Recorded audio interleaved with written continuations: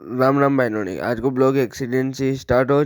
कल रात को हुआ तो ये एक्सीडेंट। ये बहन ने पी ली थी दवाई तो एक अस्पताल ले जाता था तो जल्दी जल्दी में गाड़ी ड्राइवर से कटी नहीं तो 5 जना की मृत्यु हुई गई।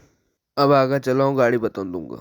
एक आप एक शायरी से देखो हम बताऊँ। हम ड्राइवर है साहब, दूसरे की जान बचाने के लिए अपनी जान दाव पे भी लगा देते हैं। चलाएं अपन गाड़ी तरफ। ये गाड़ी पूरी आगे जिप खत्म हुई गई, पाछे जिप खत्म हुई गई, इंजन तक खत्म, सब खत्म। बोनट पर खून पड़े देखी लो। गाड़ी की हालत कैसी हुई गई, सब खून खून खून में लथपथ।